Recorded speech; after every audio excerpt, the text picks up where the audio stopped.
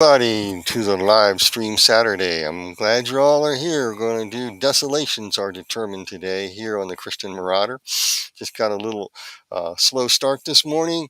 Looked up outside. It is here in Colorado. When I got up this morning, it was 9 degrees below zero, and now the sun is out. It's 11 degrees below zero. We have a wind chill ranging from 20 below to 25 below zero outside the house right now. That's not uncommon, but it does happen once in a while. But we do have this thing called a solar vortex that's happening right now. And it is an amazing thing. It's affecting all across the country. There are other things affecting the country as well, as you all know. And you can put some of those in the comments that are most troubling to you.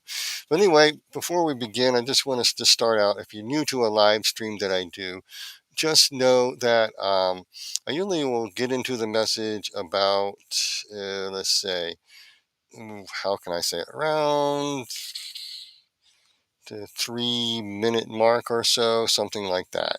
And 3 minute to 8 minute mark. So you can skip over to that. Right now, I just kind of talk, let people come online, and they come online. Also, I check my stream to make sure I'm coming through and not dropping and dragging and so forth, etc. And those types of things that I do.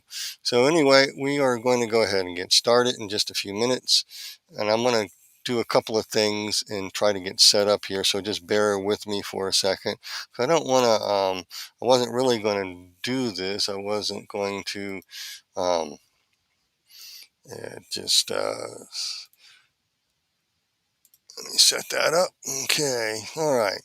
So I'm getting something else, a backup system set up in case there is a trouble with the live stream. There may be, I don't know. I'm going to cancel that. I'm not going to use that. Okay. Well, anyway, I'm glad you all are here, and I'm going to go over to the chat for a second. Okay, ask a couple of questions. Well, good morning. Is the stream coming through to you guys okay? Am I dragging, dropping? The voice level is okay? The microphone's okay? Just going to check.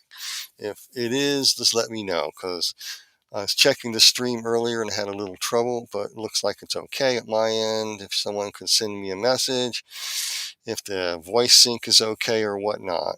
If not, I'll have to try to figure it out what to do. Hope I can edit it out or clean out as we go. Okay, it looks well at your end. That's good. So I'm going to leave it at that. So I'm glad you guys are seeing the right stream. So this is live stream, you got to get set up and everything. And I got a little late start, like I said, getting up cold this morning.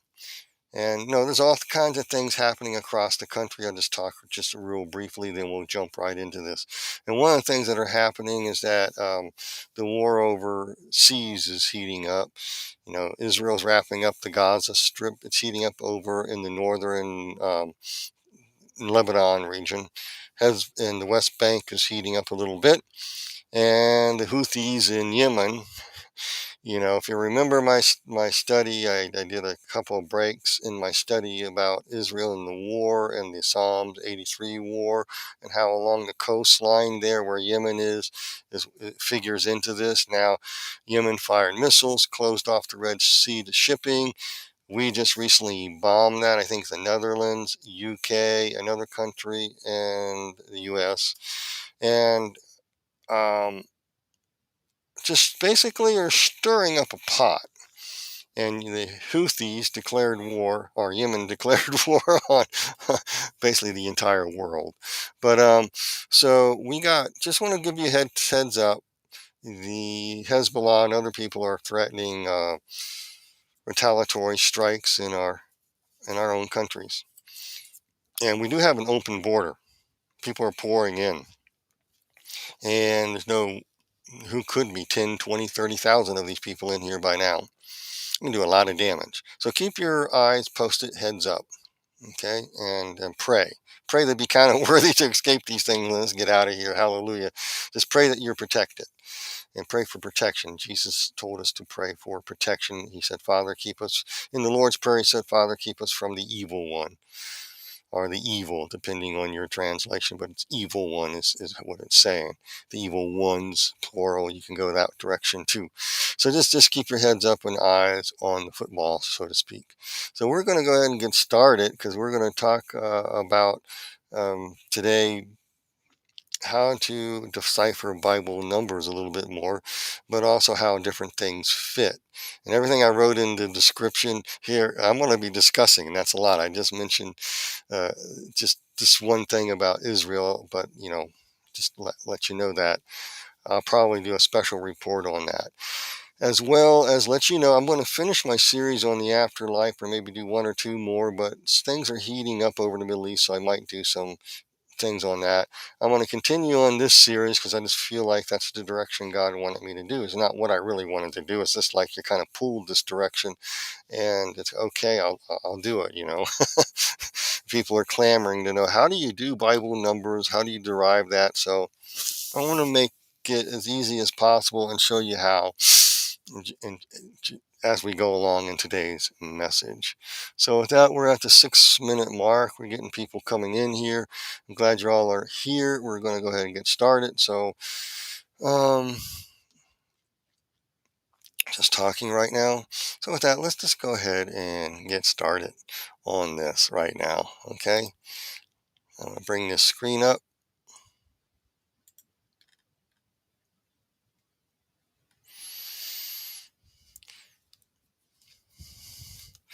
With that, let's go ahead and get started. Folks, welcome to the Christian Marauder, and I'm so glad you're coming today. Did you not know that the largest series of earthquakes that ever hit the United States occurred along the Missouri-New Madrid fault line around Paducah, Kentucky, along the Missouri, up there, up into Missouri?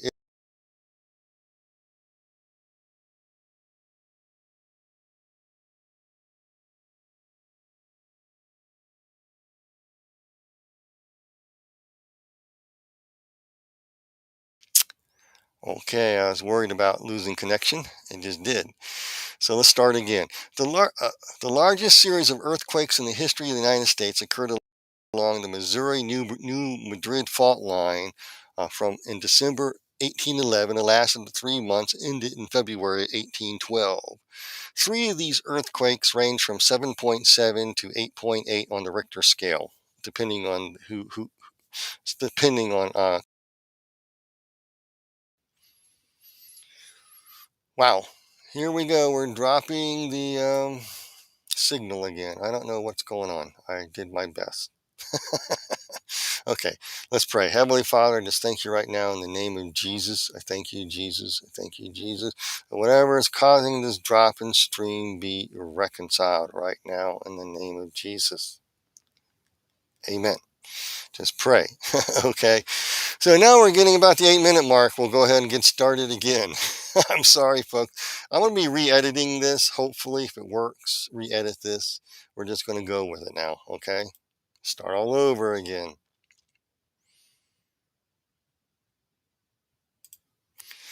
Welcome, everybody, to the Christian Marauder. I'm so glad you all are tuning in today. And with that, folks, we're just going to go ahead and get started here. Did you not know that the largest earthquakes in history of the United States occurred along the Missouri-New Madrid fault line, December 1811, and ended 3 months later in February 1812? And this is the area around Paducah going up into Missouri, okay? Three of these earthquakes registered around 7.7 to 8.8 on the Richter scale. 3 months prior to that, a solar eclipse crossed over Paducah area south to north, and years later, years earlier, another crossed over east to west across the entire United States, making a big X on the map.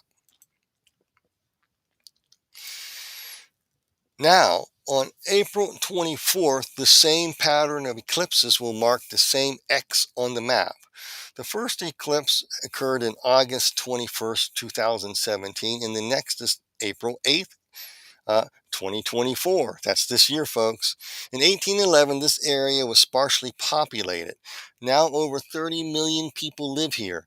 Could this portend another big one in the Mississippi Valley region coming upon us? Well, I'm not saying it will. I'm really not. I'm not saying that this is going to happen at all. However, we got to address it, but nobody really knows if this is going to happen or not, and I hope not. But Jesus did say that there will be earthquakes in diverse or various places, marking when the time of the end begins, when desolations are determined. In fact, Daniel chapter 9, verse 26 tells us this as well. So let's go look on the screen and you'll see this. In Daniel chapter 9, verse 26, it says, "After 62 weeks, Messiah shall be cut off, but not for himself. And the end will be with the flood till the end of the war. Desolations are determined. And the end of it till the end of the war, desolations are determined." So after 62 weeks, Messiah will be cut off, but not for himself. Note, this was fulfilled. This part of the scripture was fulfilled with Jesus coming and dying on the cross and being arose from the dead. That part has been fulfilled. But let's look at the other parts of the scripture, because this is how prophecy works. And it says, "And the people of the prince and the people of the prince who is to come shall destroy the city and the sanctuary." Folks, this notes that there's prophetic patterns. There's prototypes that happened after this. That kind of gives you a clue by looking at the past what the future will look like, because there's prophetic patterns. One of them, after Daniel wrote this was recorded, Antiochus Epiphanes came and erected a statue of Zeus in the holy sanctuary. So you have prototypes of the Antichrist worldwide. If you follow Bible prophecy teachers, they'll tell you this. Prototypes, like Antiochus Epiphanes. The modern ones would be Adolf Hitler, Stalin, and Chairman Mao. These type of people are prototypes of of evil and what the Antichrist wants to do, what type of government he wants to set up. All this is revealed in these prophetic patterns. So let's go back and look on the screen here. And it says, "And the people of the prince who is to come shall destroy the city and the sanctuary." And that's a prophetic pattern. That is where the past reveals the future.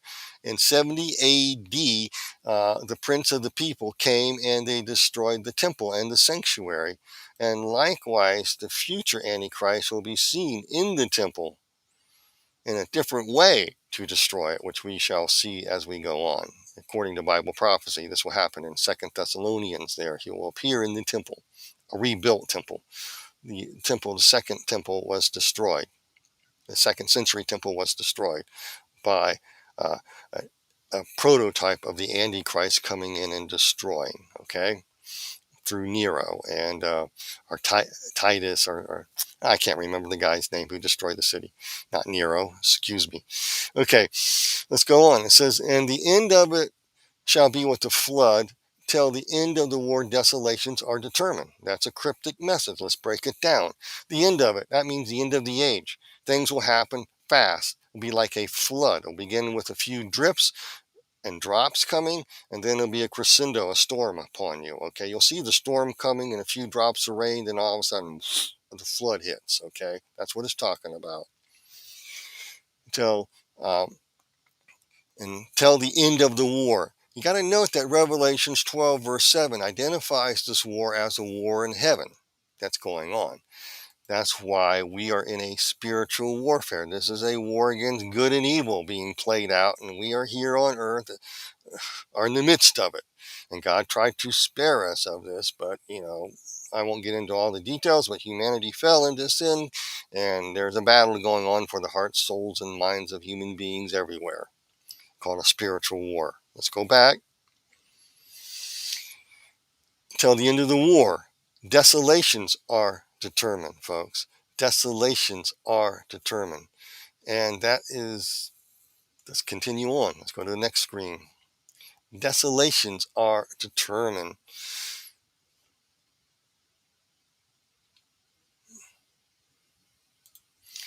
Jesus is speaking of the last days, tells us how this flood, this storm begins, and what desolations are determined look like.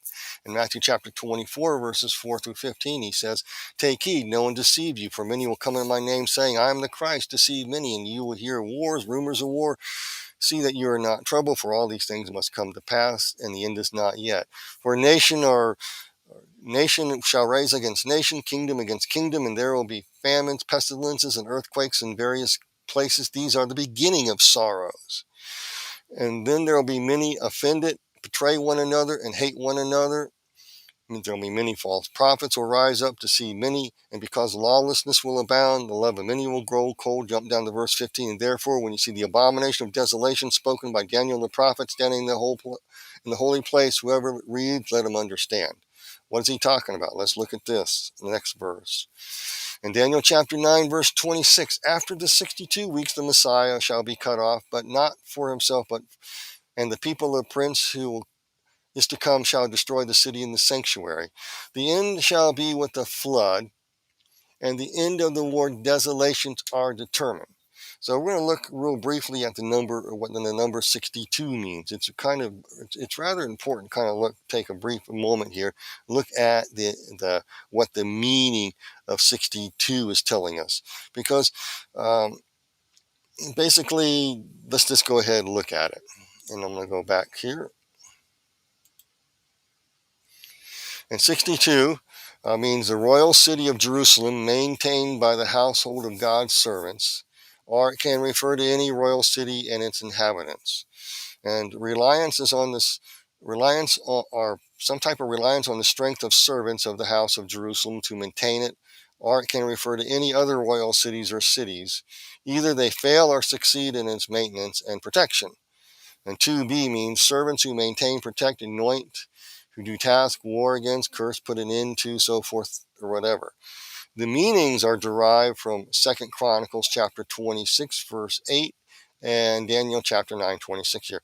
2 Chronicles 26, verse 8 mentions a person's name, and the name meaning found in there are servants. Servants of, basically servants of the temple. And David wrote down there, these guys, named these guys are servants. They're going to be warriors to help David. They're going to be servants to protect and maintain and upkeep the temple according to the law. The Levites, the priestly class, so forth, etc. The shepherds, okay? That's what that means. And there's a positive and negative meaning to 62.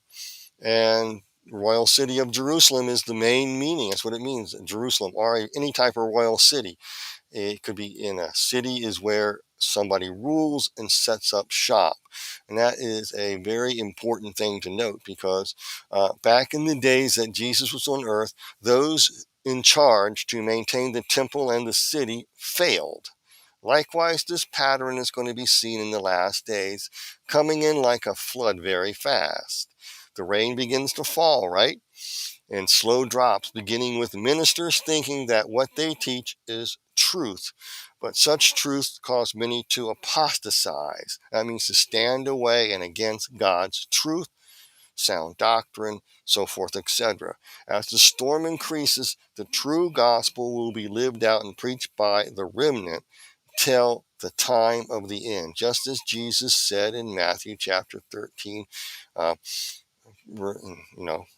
go look on your screen here, verses 13 and 14. "But he who endures to the end shall be saved, and this gospel of the kingdom will be preached in all the world as a witness to all the nations, and then the end will come. Therefore, when you see the abomination of desolation spoken of by Daniel the prophet standing in the holy place, whoever reads, let him understand." And Daniel, look at Daniel 9:26. "And the end of it shall be with a flood, till the end of the war desolations are determined." That is an extraordinarily important thing to keep in mind. I'm giving you a background so you understand what we're looking at here. It means there's going to be a remnant who's going to be a witness. And as a witness for all people, they're going to witness against evil. We're going to end up testifying against it, expose it for what it is with our very lives, and expose with our very lives its tactics, what it's like, what it does, how it seeks to alter, excuse me, how it seeks to alter. Hold on a minute, folks. I'm sorry. I got to do this.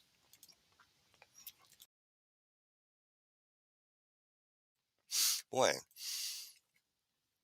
Got a tickle in my throat I had to take care of. So So as so as followers, we are to witness and expose the tactics of evil, how it alters what God has made, redefine what it is, what it seeks to destroy. We're to testify, witness against how it sells destruction and ruin and rot with sweet sounding, seductive words of enchantment. The remnant exposes all that. They'll lay down their lives if need to be to expose the genocidal evil for what it is. And we are to preach the gospel and bring as many people into God's kingdom before it is too late, before the last hour comes. So let's look back at this slide again here. It says, and the end shall be with the flood. Till the end of the war, desolations are determined. What's all that talking about here? Let's look at this next verse in Daniel 9:27 here. Listen again.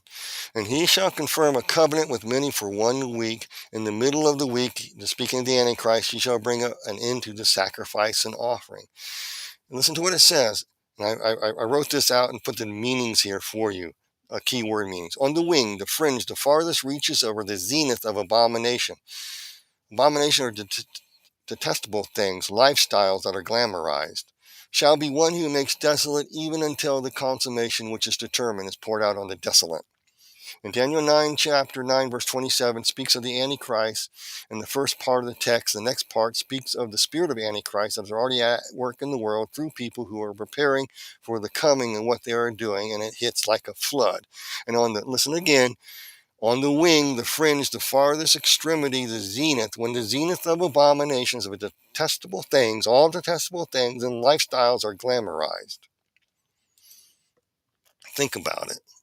Think about that for a second, what is being said here. So I'm going to ask you, have you seen any of these things increasing lately? Very detestable things and lifestyles that are being glamorized. Desolations are determined. The word translated determined implies a state of mauling, tearing down that astonishes a person. They can't believe it's happening. They can't believe that this is actually happening. How did this ever happen? How did the detestable things and lifestyles that are being glamorized, how do they happen? And in goodness is silence. How did this happen? You feel like your back is against the wall. This is the storm coming. The drops of rain are beginning to fall.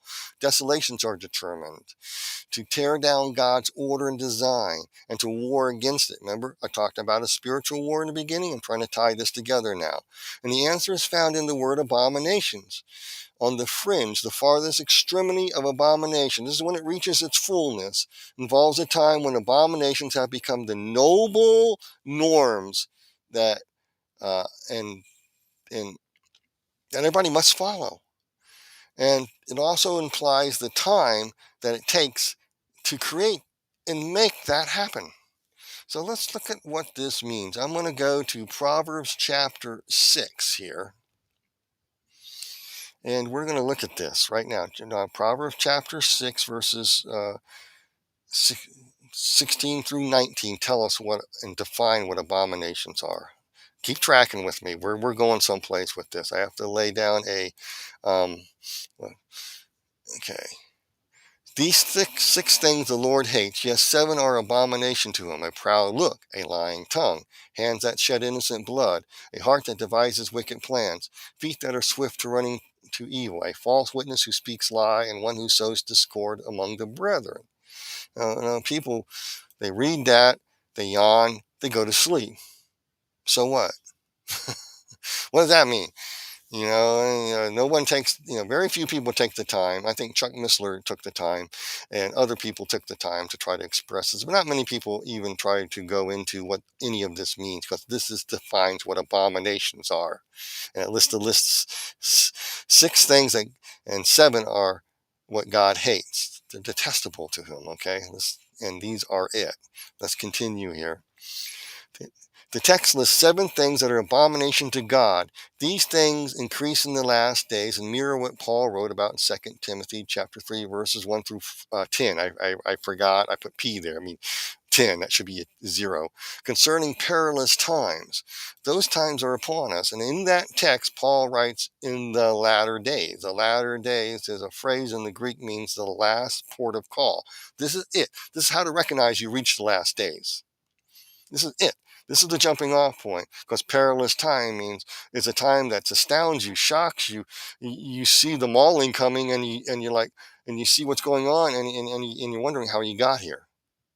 This is last port of call, and he lists the list. Men become lovers of themselves, so forth, etc., etc. I'm not going there today. I'm just saying that's what he's talking about. So let's go to the next slide here. Look up what these mean. So let's look up what these mean. I wrote the key words in here, meanings. A proud, insolent, hubristic, prideful look. Look refers to eyesight, which means knowledge, understanding that looks down the nose at others. And they're going to do what they're going to do no matter what. It don't matter what you think, you're not considered in the equation. This is malignant, narcissist, and psychopathic and sociopathic behavior. Just like Paul wrote, men become lovers of themselves. Then next, a lying, deceptive, slandering, character assassinating tongue. That means twisting language that justify doing what the hands do next. Hands metaphorically mean using one's strength, authority, and power as a right to attain possessions of something or someone else. How? By that shed innocent blood. Okay, so you have insolent, hubris looks, the look down the nose. They use knowledge and understanding that is above yours to justify what? Let's look at this again. Lying, deceptive, character assassinating, twisting language that justifies using your authority and power to attain possessions of other people or something. And they do it by shedding innocent blood. This is justified by having a heart that devises wicked plans. Let's look what that means. A heart, mind, understanding that devises, grows to produce wicked plans. That means mischievous, empty, vain, futile pursuits that produce woe, sorrow, in a manner that exalts the wicked at the expense of the victim. And note the word plans means devices, schemes, with a strong intention to carry it out at all costs. This connects to the next item on the list. What's that? Keep looking on your screen. Feet that are swift in running without consideration to evil. Evil means running towards what is dysfunctional, morally and ethically wrong, disagreeable, unwholesome, malevolent, malicious, harmful, vile, and evil, justified as achieving the greatest good. How does this work? By number 6, a false witness who speaks lies, deception, uses enchantments, hoodwinks others to slander those who are innocent wrongly and find them guilty of some false charge to gain power over them or to remove them because they're their opposition. We have modern examples of critical race theory, CTR, critical race theory, DEI, diversity, equity, inclusion score, environmental, social, governmental scores. You have lawfare being waged. You have where the innocent have no recourse while the guilty get away scot-free. How they do this is revealed in the last item of the list on number 7.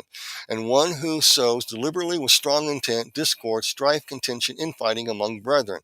It's the divide and conquer idea here. Those are the 7 things that God absolutely hates, folks. And is any wonder? And so, folks, I got to tell you, that numbers often have meanings in the Bible, and that helps explain things. And I showed you some simple algorithms here last time to do. So we're going to do a straight algorithm here in this verse. So I'm going to go here.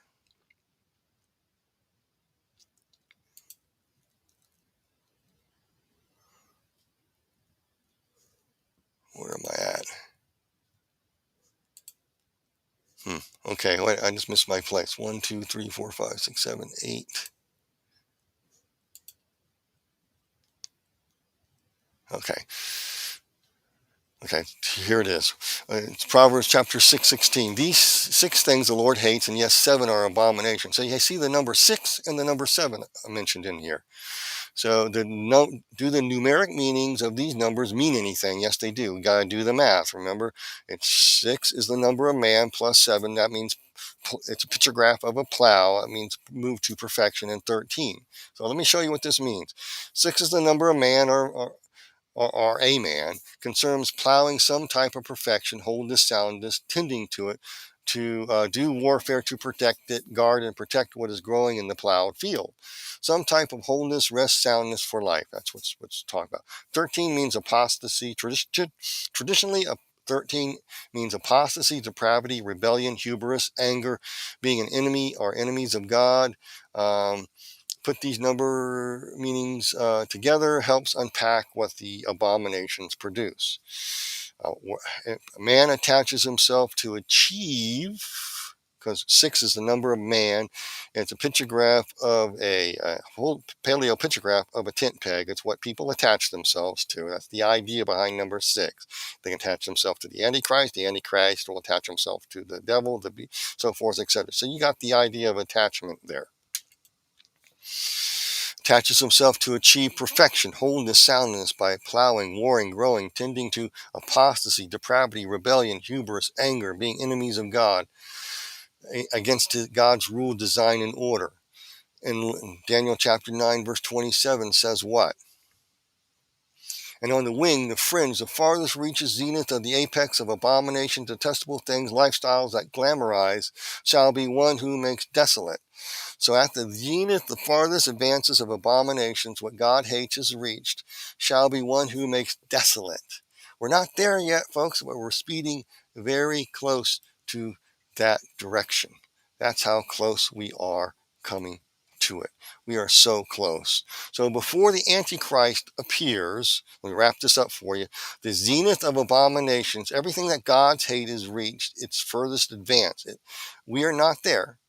No, we're speeding, like I said, very fast in that direction.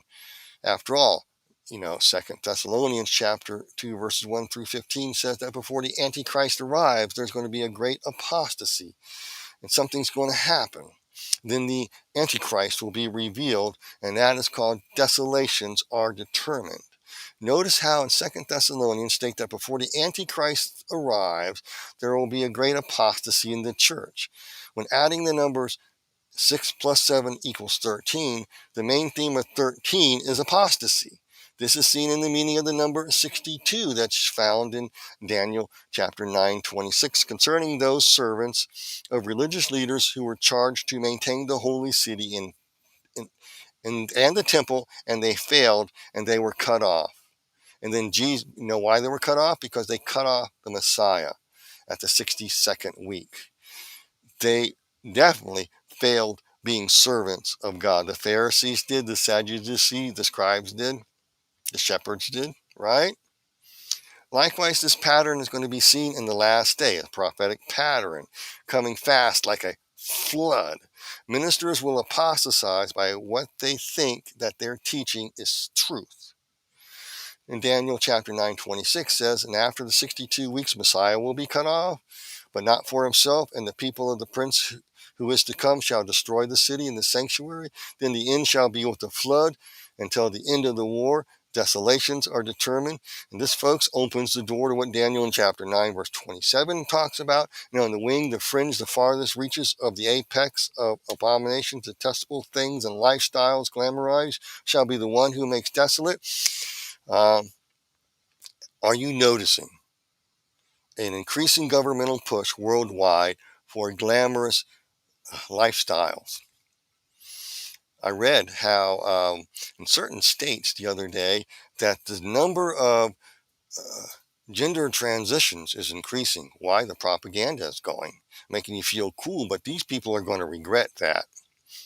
They're going to regret it. They don't have time to process stuff in their own life and realize they might like the opposite sex more than anything else. But it's too late. You're not going to have babies. You got talked into something, right? So I ask, are we witnessing the demise of Western tradition of reason along with its Judaic-Christian values of civility, chivalry, and moral excellence? Have you noticed the creation of an androgynous new world along with all manner of perversions under the guise of inclusion to replace these values? Are you seeing a one political party in your country targeting political opponents and voters and views voters as threats to their concept of democracy? This is going on worldwide, folks. You seen any censorship? Have you noticed there's enforcement of a mandatory groupthink narrative that you can't go against, or you're out, you're censored? How about new rules, new executive orders, laws that you never voted for, things that limits food production, confiscates land, destroys economic systems that once helped all to prosper without the help from the government or the elite? Have you noticed government now views its own citizens as problems? How these governmental entities force us to accept mass illegal migration without our consent. They're closing down schools, public schools, to house people. I think New England, somewhere in New England's knocking on the door saying, people, you're going to have to open up your homes for these people. You're going to, you're doing this. We're going to go and find out how many rooms in your house, and we're going to solve the homelessness crisis. I mean, the migrant crisis by having them live in your house. Oh, it's going to be temporary. Oh, it's going to be temporary. Right, mandatory. I thank God we have a constitution. If smart people would realize that's again, the government can't seize your home or the military and house military personnel or whatnot in it. Man, it doesn't matter. The ends justify the means with these people. So are you seeing preparation for a surveillance state going on with like AI development increasing? There's holograms. Just recently, there's a concert was shown. I think it was in London and in Las Vegas and other cities around the world. Elvis Presley came back and it was a hologram, and he performed, and people couldn't tell that was a hologram. It looked real. It was an AI generated uh, concert of Elvis Presley on stage, and people are buying tickets for that. Technology is really increasing. Knowledge will increase, the book of Daniel says. What 10 years ago took about 10 or 12 years ago to develop now takes just a few days. Chaos is unleashed on the streets, designed to weaken and destroy opponents of this new order of the age. You have genocidal terrorists now are being touted as heroes for the genocidal acts. Seen any of that lately? Before the Antichrist comes on the scene, there are those who are preparing the way for his arrival, seen by all by the normalizing of abominations going on and devising a politically legal structure to justify and redefine the meaning of what democracy means. When they say democracy, they don't mean what you and I interpret it. They mean something else. When they say I'm defending democracy, we can't have uh, liberty and freedom. We have to censor because we got to protect our democracy. This is what they mean. I mentioned this a while back. It's called, the concept is totalitarian democracy, and Wikipedia defines this, and I quote from Wikipedia: totalitarian democracy is a term popularized by Israel historian J.L. Talmon.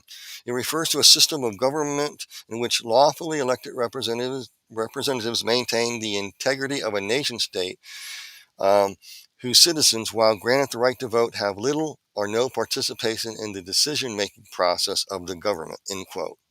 Folks, this is a system where the government is elected by the population, yet they have no say or voice in what laws are passed. They have no representation at all. They're going to cram it down your throat, like it or not. It's a system where elected officials hold every ounce of power, governing without the consent of those who elected them to office. Totalitarian democracy consists of a ruling political, corporate, and elite class, along with all the cultural influencers, along with special interest groups working behind the scenes to acquire more and more power under the disguise of creating a more perfect, fair, equitable world. This system fears it.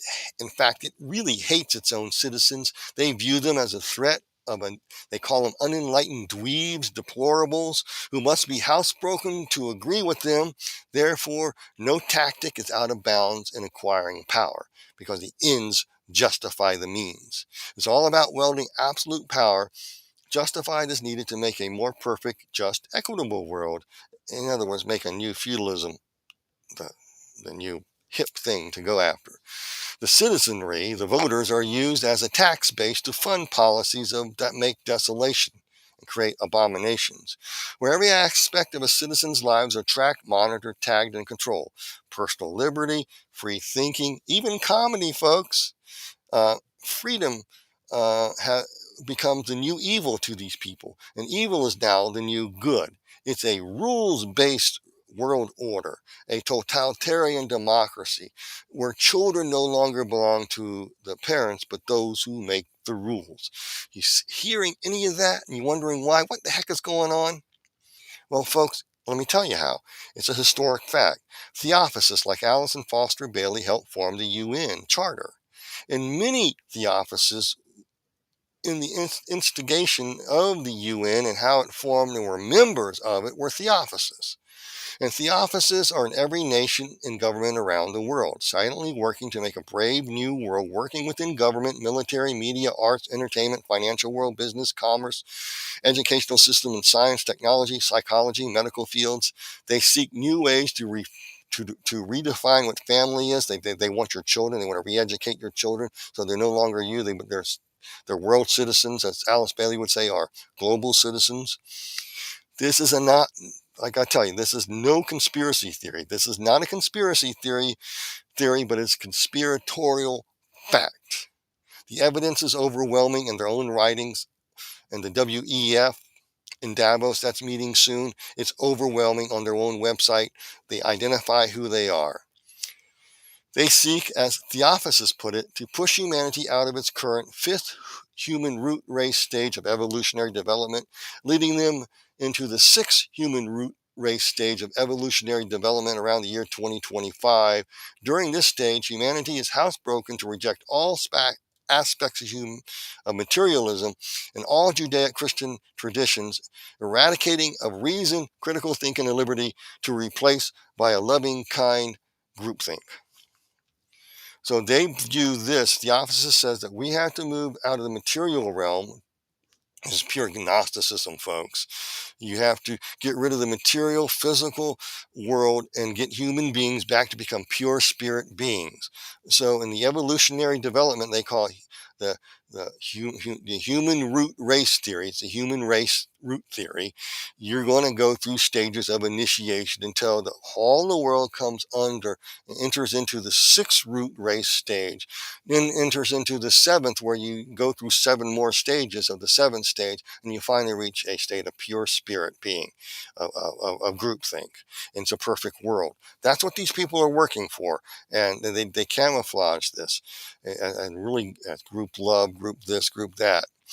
So what do I mean by the fifth root race evolving into the sixth evolutionary, so forth? It means evolving. In fact, H.P. Blavatsky, occultist there, states in Secret Doctrine that at the beginning of what she calls the sixth root race stage of human evolutionary development, that, and I quote from her, there will be no more Americans when the sixth root race commences. When the sixth root rate Let me go back. There will be no more Americans when the sixth root race commences. No more, in fact, than Europeans, for they will have now become a new race and many new nations. H.P. Blavatsky wrote this in the late 1800s, folks. They've been planning this for some time. America has to be destroyed. Europe has to be destroyed, rebuilt back, become a new race, a new human race, more higher evolved into the sixth root race stage of equity, inclusion, and diversity, into making everything right again. You own nothing and you will be happy. Yavo. That is the mentality of the sixth root race. We're going to bring this in. In order to do it, you have to destroy the Western system. This happens after the Western world has been deliberately and systematically collapsed and reset to lead all into a new, higher, more spiritually pure humanity, a new world nation state, a liberal, rules-based world order, a free and open global society, a diverse, no walls, no border world governed by group conformity, group love, group service, a totalitarian democracy of equity, diversity, and inclusion. And the Bible is correct. Desolations are determined. Next, in the book of Revelation, chapter 11 and verse 13, two sets of numbers are seen.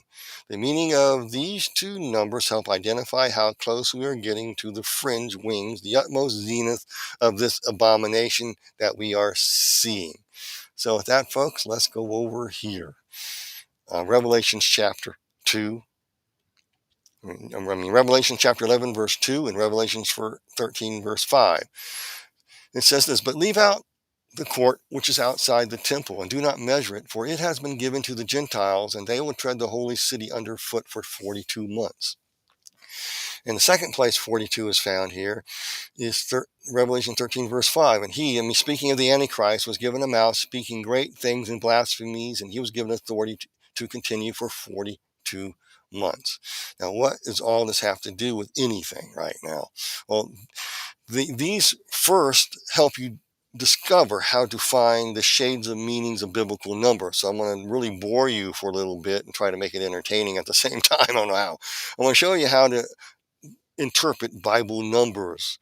This is how much work it takes. So in these two verses, these are the first two shades of meaning for the number 42 is found in those two verses. One concerns the Gentiles trampling the holy city of peace for 42 months or 3.5 years. And next is 42 is related to the Antichrist.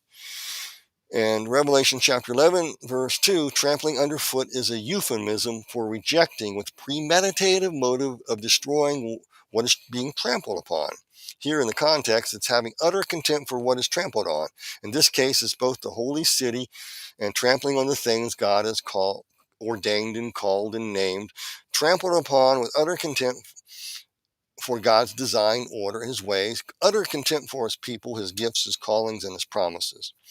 Revelation chapter 11, verse 2 is related to the Antichrist also, who will come later and pick up where these people left off. But Revelation chapter 11, verse 2 is related to folks who help the Antichrist come to power. They have utter contempt. They seek to destroy what God has designed. And next, what a city means in Bible times indicates a place where someone ruled from, a mayor, whatever. We have mayor and so forth. We have the same system, a provincial government, whatever. So a city in the Bible times indicates a place where someone ruled from, as well as identifies something about the area or the town was located. For instance, Bethlehem means house of bread. And so that was a place where wheat was grown and they threshed and they made bread there. Just a little bit north of there was a little place where all the lambs were brought in for temple sacrifice, and they were seeing which one was the pure one. They say that's where Jesus was born. Okay, just think about that. So the holy city in the text here refers to Jerusalem, the city of peace. That's what Jerusalem means, the city of peace. Peace means whole, sound, in heart and mind. It means a place of stability, rest, and so forth. Symbolically, you can also say a city is where God sets up shop and where he can govern from, that helps people become whole, sound in heart and mind and body. God assigns his human servants to help maintain this. They are called shepherds in the Bible. See, I'm going somewhere with this, okay? And we see this same concept with the meaning in the number 62. How servants who were charged to maintain the holy city and temple failed, and how the prototype Antichrist came along after this and destroyed it all. With that, I'm going to go to this next slide here.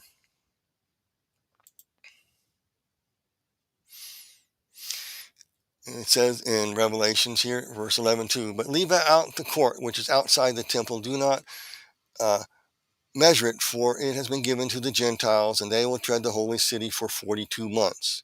Notice how in Revelation 11:2 it mentions that a certain type of people were placed outside the temple.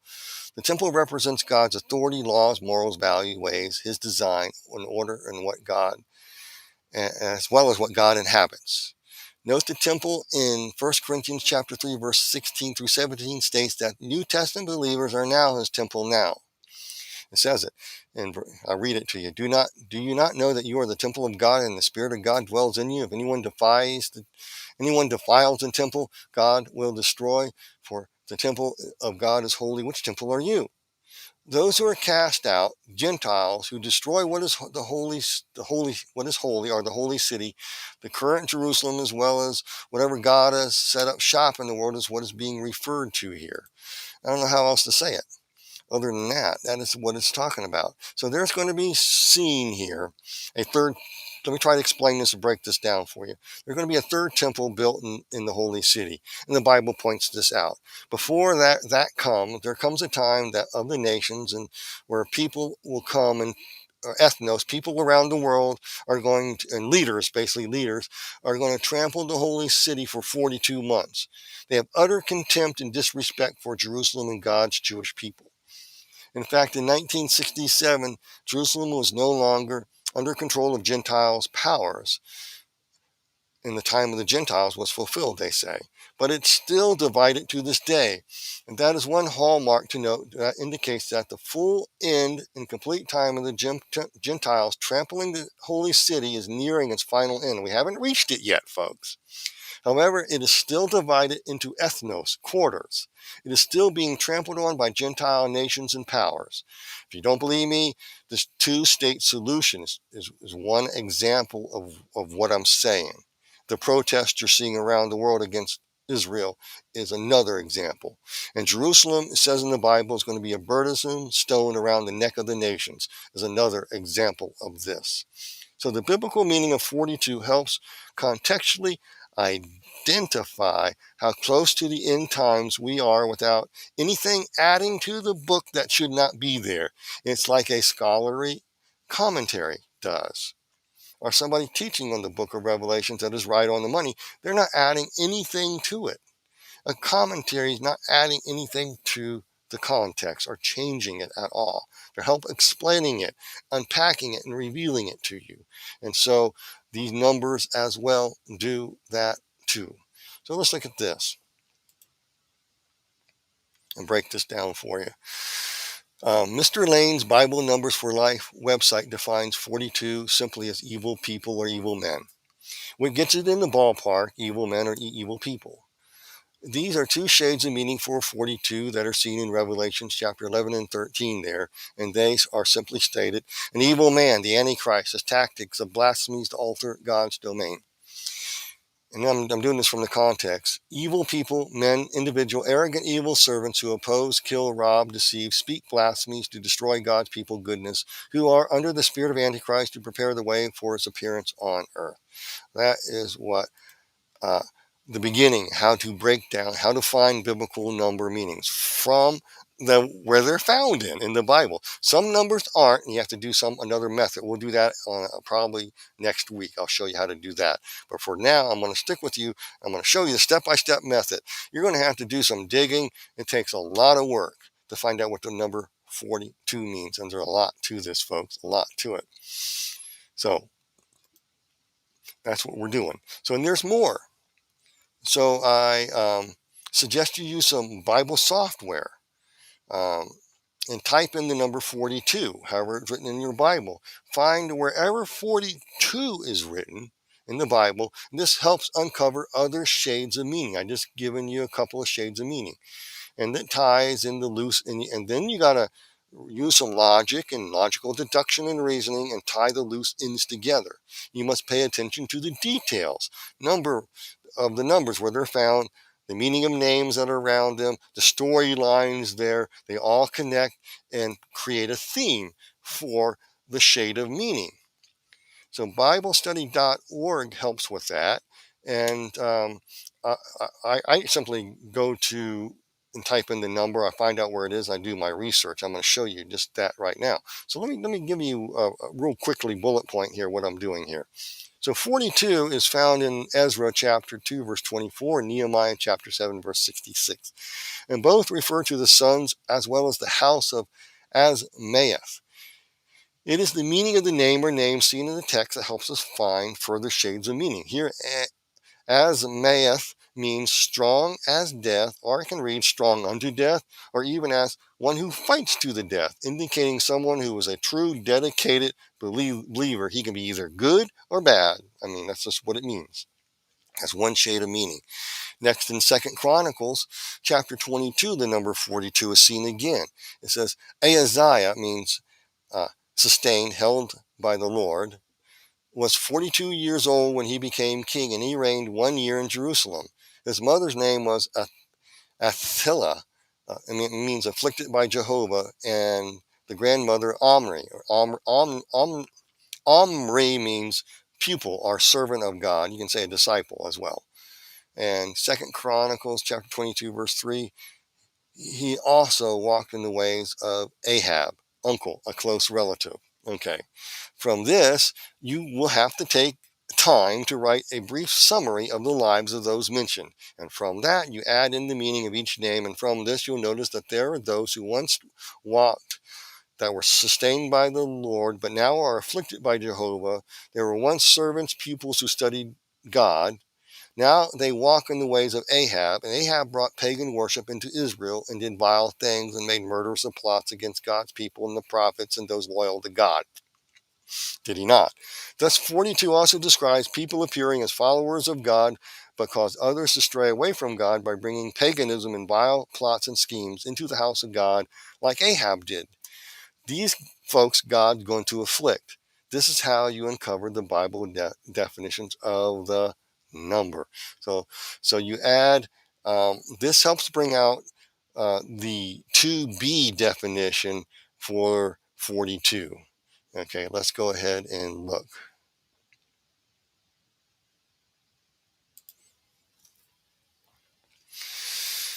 It means, okay, the first meaning we saw evil person, Antichrist as tactics. Okay, now 2a means evil people and evil individual, arrogant, evil servants who oppress, kill, rob, deceive, speak blasphemies, destroy God's peoples, his goodness, so forth, etc.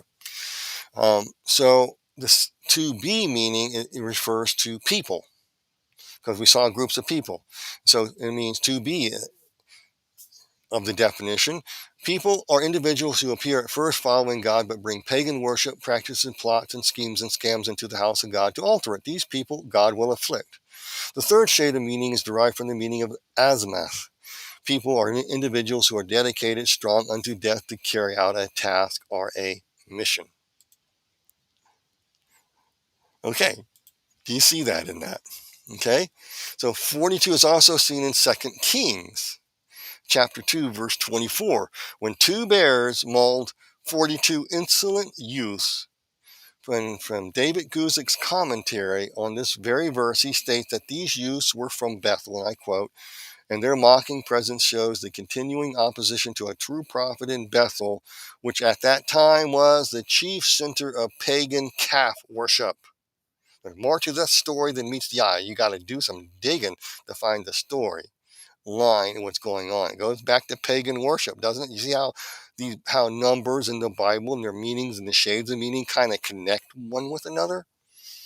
Bethel back then was the chief center for Baal worship, calf worship, bull worship, Molech.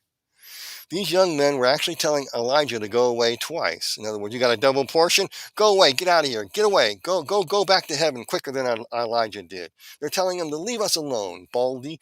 Their calf gods are bigger than your God. Leave us alone. You have no power here. So it says in the text, Elijah curses, but the word curse refers rather to that he left it up to God to defend him, and God does. How? Then two bears came and mauled these 42 youths. Why? Why two bears? I have no idea why two bears are. But two means house or animal king. It could also mean the animal kingdom of bears, maybe. I don't know. Who acted as the bearers of God's vengeance upon the insolent. They also worshipped Nintura. Nintor. I don't know the Canaanite name for Nintor. That's the Mesopotamian, and that was the goddess over the beast. So there could be some relation in that. I don't know why God sent two bears. It would make sense to me. God would use evil to get rid of evil and teach them a lesson. So you go figure. I don't know the whole ramifications of this, of why the two bears are there. But Elijah curses. He leaves it up to God. That's how he didn't really curse and swear at him. He just left it up to God to defend him. So the two bears came. They mauled the 42 youths. Okay, so those basically what it's leaving is that what it's saying here, that the number 42 shade of meaning is the God's vengeance is going to somehow fall upon the insolent. Okay, and those who bring paganism into God's house. And the meaning of the name Bethel means house of God. So the insolent ones, brought pagan worship into Bethel, aka meaning the house of God. And they wanted Elisha to get the heck out of here, go back to heaven. There's two witnesses that are going to come, and you wonder if they're going to be shouting the same things. So here's where the Baal, Moloch, bear beast worship is added in definition as 1b, into definition 1 as section 1b, because they are part of the Antichrist system at work in the world preparing for his arrival. Okay, why do I say that? Because the ancient pagan mythologies here refer to raising somebody out of the abyss, a champion who will defeat the demiurge. So their youths were saying, "Get out of here. We don't need you. Their champion's bigger than yours." Oh yeah. So God sent two bears to maul them. So you have the meanings here of this. This will be an evil man, the Antichrist's tactic. That's the first meaning. The second meaning are those who practice Baal, Moloch, bull calf, spirit, or beast worship. They involve the rites and rituals used to bring their champion forth to defeat God of the Bible. So you got to know a lot of stuff and connect the dots to interpret numbers correctly. This is not an easy task. Next, you add 42 youths plus 2 bears, and you get 44 as the sum here. In Bible numbers for life, 44 refers to secret plots, murderous schemes, and vain plans. Thus, you have a fourth shade of meaning added into the text. It means judgment against the insolent and secret murderous plots. It's part of the meaning of number 42. Okay, so let's go here. Here's the full meaning of 42, and note the context with the number is found pinpoints which meaning applies. And here's the full meaning of 42. Evil person, the Antichrist, his tactics, blasphemies to alter God's domain to be worshipped and brought forth. Number 1b, Baal, Moloch, bull, calf, and bear beast worship rites and rituals used to bring their champion forth to defeat God of the Bible. It also involves the occultic work seen in Ezekiel chapter 13, verses 17 and 23. And note, the ancient Mesopotamian Canaanite religion revolves one who defeats the old gods by their champion. Okay? Number 2, evil people. This concerns people. Evil people are an evil individual, arrogant evil servants who oppress, kill, rob, deceive, speak blasphemies to destroy God's people goodness, who reflect the spirit of Antichrist to prepare the way for his appearance on the earth. 2b, people are individuals who appear at first following God, but bring pagan worship practices and plots and schemes into the house of God to alter it. These people God will afflict. Number 3, meaning people are individuals who are dedicated, strong unto death to carry out tasks or missions no matter what. 4, judgment rendered against the insolent for their secret plots and schemes. Folks, that is the definition of what that means. Okay? So let's get back to the context and look at Revelation chapter 11:2 again. It says, Revelation chapter 11 verse 2 says, "But leave out the court which is outside the temple, and do not measure it, for it has been given to the Gentiles, and they will tread the holy city underfoot for 42 months." And trampling expresses contempt, disdain, so forth, etc. Outside the temple is tied contextually to Revelation chapter 22, verses 14 and 15. It refers to those outside the temple are referred to as dogs, meaning androgynous, and sorcerers, sexually immoral, murderers, idolaters, and whoever loves and practices as a lie. In other words, those who practice abominations to bring down God's order and design in our life are these types of individuals. These types of people will be seen in governmental agencies around the world pushing their totalitarian democracy to tread underfoot the holy city for 42 months, 3.5 years. Okay, in that end time period, on the outer fringe of abominations, okay, this one arise, and they will do that. Again, symbolically, it also indicates the time leading up to that 3.5 year period that begins after the fringe of abominations have reached its zenith. So we're going to look at this last slide here. We're going to look at definitions 2a and 2b, and these contextually help reveal what these Gentiles are doing, not only in the holy city of Jerusalem in the future, but also wherever God has set up shop in the world to make folks whole again, leading up to the final 3.5 years. So let's put it together. Did I confuse you yet? I hope I'm not.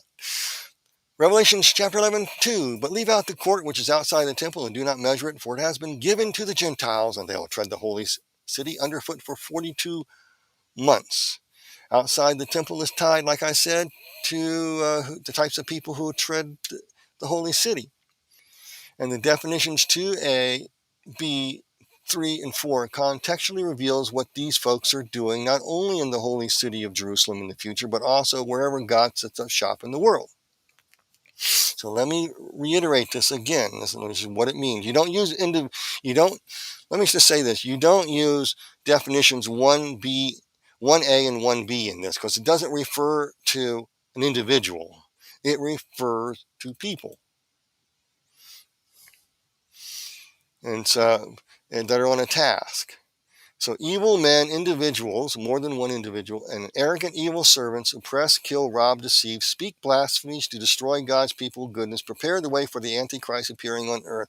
Even those who appear at first following God will instead bring pagan worship practices, plots, and schemes into the holy city, wherever God has set up shop. These folks are strong unto death, dedicated to carry out this task mission no matter the cost, to trample the things of God. However, judgments will be rendered against their insolent and secret plots and schemes.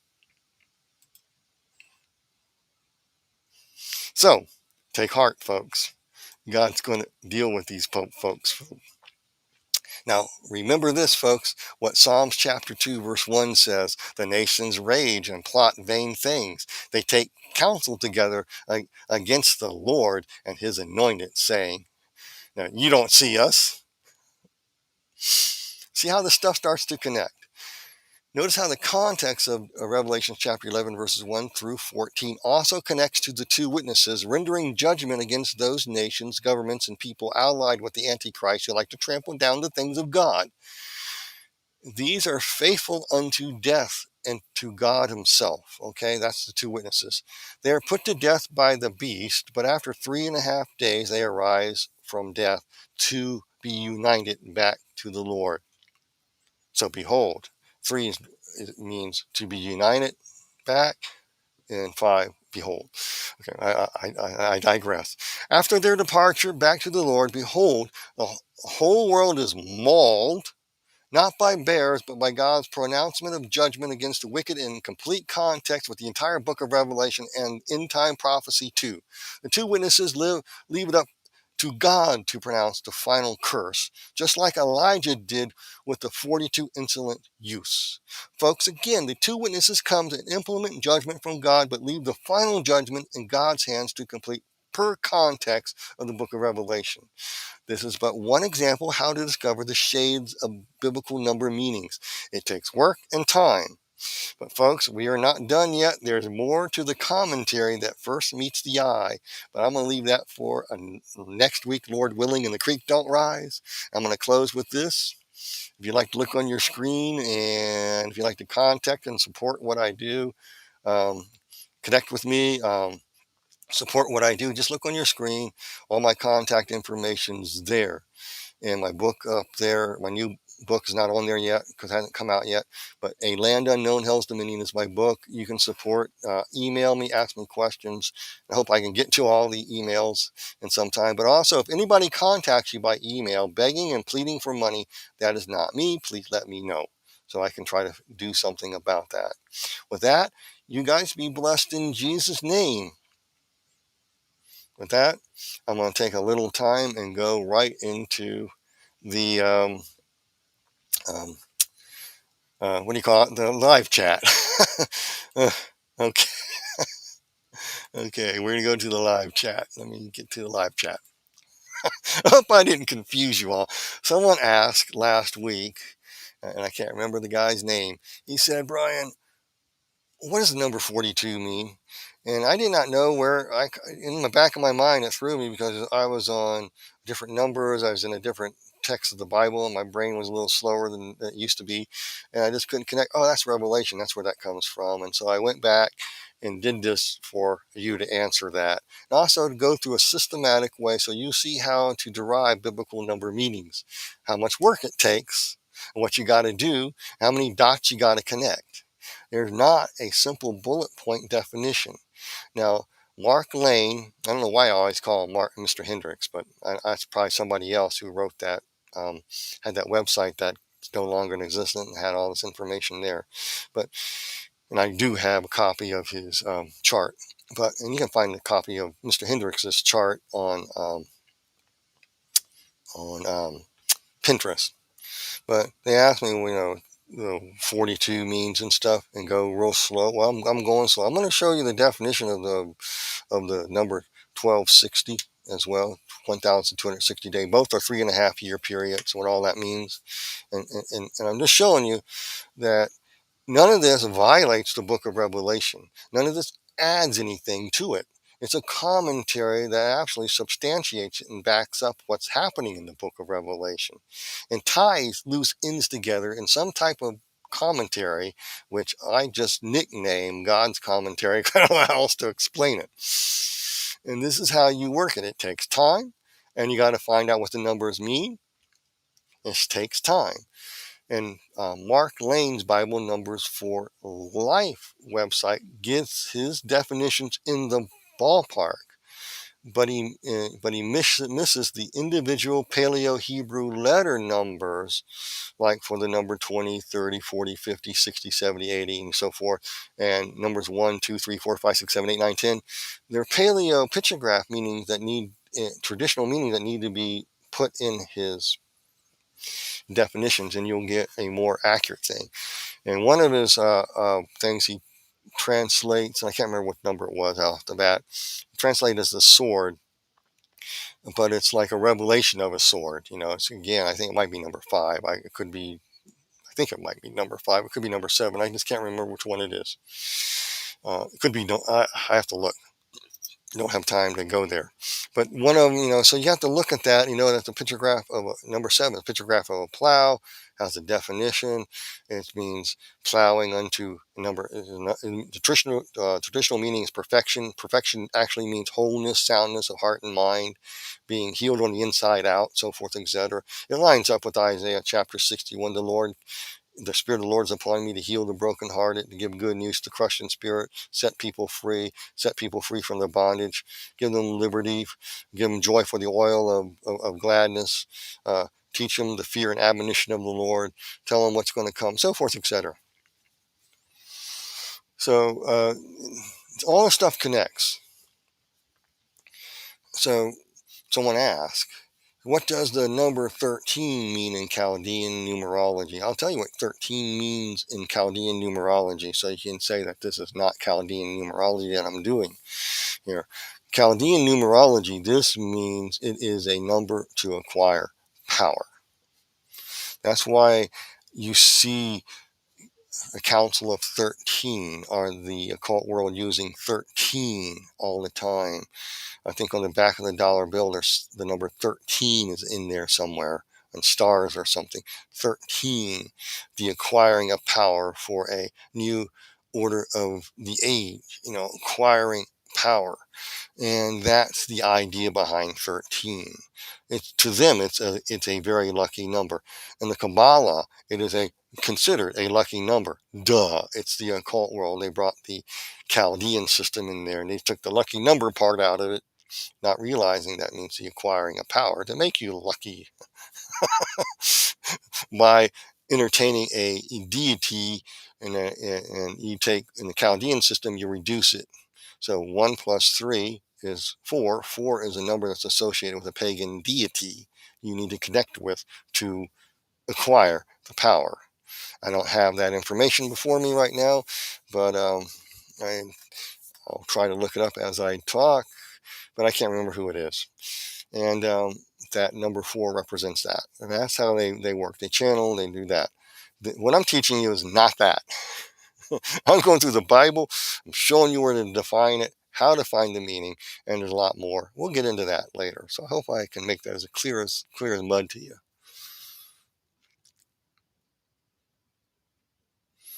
So,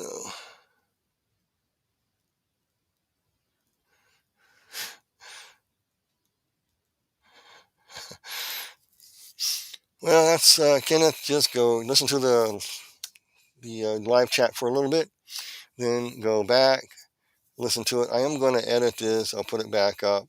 I edit the last 2 shows I did on this subject. They're shorter. They are on the Renegade Hour, which is moderating now. And Josh Peck opened up with a new system. The Daily Renegade moved it, and we are using this.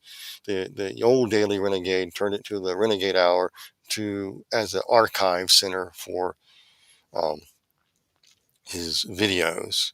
And all the videos he did there, there's a lot there, and you can tag them and link to them.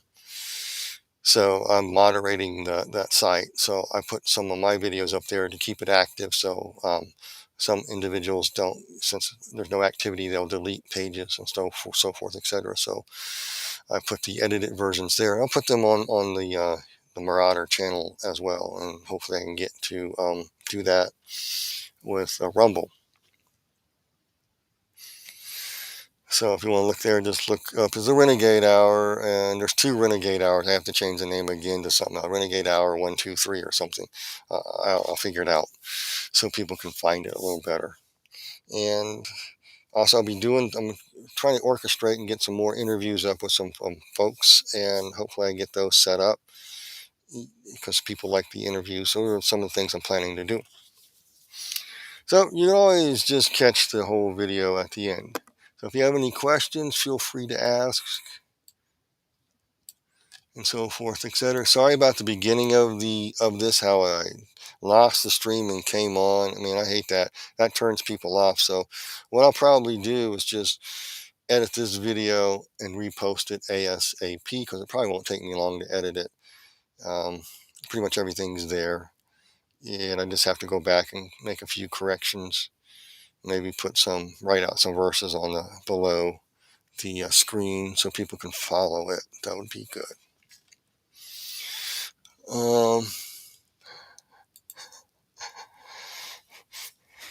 So Kathleen says, it's sounding a lot to unpack today. Yes. Go back and listen to it again, listen to it again. I'm throwing a lot of stuff out at you and trying to keep your interest at the same time. I'm trying to unpack it. So next week, I am going to go a lot slower, and I don't want to make it too boring, but we're going to look at it, the context. Now you got the idea how this unpacks and how it relates to the people working behind the scenes who want to trample the holy city underfoot of Jerusalem. You can put together now why you're seeing abominations, what they are. They're the 7 things that God hates, how they all connect with each other to create a more equitable and inclusive world where you own nothing, in order to reach a utopic state of a new feudalism. Now you understand why you're seeing it. You understand now why you're seeing the rush to systematically destroy the West and make them into a new, loving, kind, all-inclusive, open-border society. Now you understand why migration is so important to these people and more. There's a lot to that. I can't go into it right now. And I did a little last week on the live chat, but called demographic destiny, to change the population to be obedient serfs and get rid of the other population. And just keep making voters who will vote for you. And once you got absolute power, you get rid of them too. So you're dealing with Luciferians, with an agenda, who taught great swelling words of emptiness, who will deceive and trick and hoodwink you, to trample underfoot the holy city of Jerusalem. You'll see that. You're seeing it now. And trample wherever God sets up shop in the country, wherever city, town, wherever he's at. They will come at you to trample you underfoot. Now, I hope you can understand why, but take heart. Know that he who is in you is greater than he who is in the world. You have authority, power, so forth, etc. I don't have time to get into that, but you do. And you can pray. And we are called in these last days to stand against it and tell people of this, shout from the rooftops what's done in darkness. And I ask, have you seen churches apostatize? People who think they are God's servants leading people into great error. Have you seen that?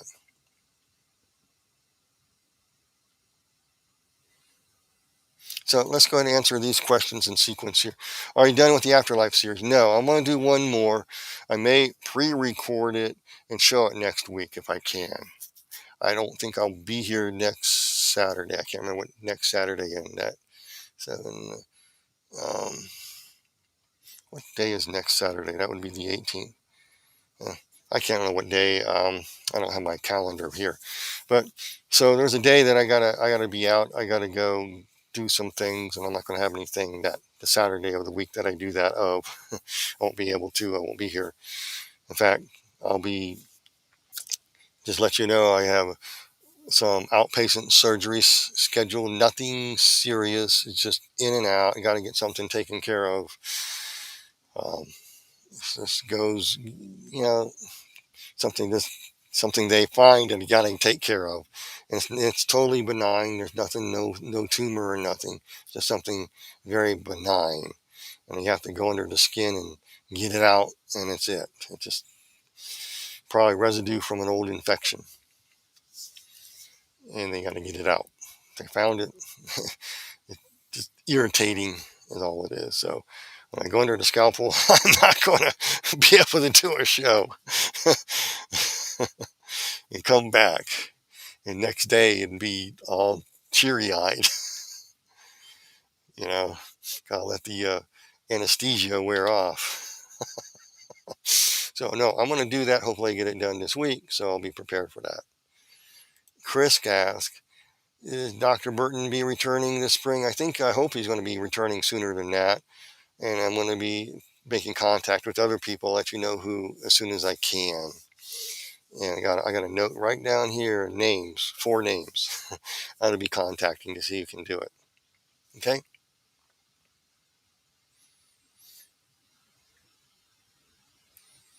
Okay. And Chris says, question. Oh, okay. Yeah, she's questioning. Hopefully they'll be back. Dr. Burton is one person I'll be contacting right away, and he can come back. And the other people I interviewed, maybe some other new ones, I'll probably try to bring on and pick that up and do those. I will finish the Afterlife series, like I said, probably, because I think I'm about done. All I want to say. There's other things I can add later as an ongoing series, but I'm going to explain some things. And it won't take long to do. I can do it right now, but I'm going to probably record it maybe tomorrow morning. So with that, I'm going to head out and hope that answers your questions. And so I'm going to go ahead and end this now. I'll see you guys later, because I want to get in here and download this, edit it. So with that, you guys be blessed in Jesus' name, and we'll see you next week. Or at least see me next week, hopefully in a show pre-recorded, or if I'm live, I do not know yet. I'll let you know when I know the dates of all this stuff that's happening coming up next week. You guys be blessed in Jesus' name.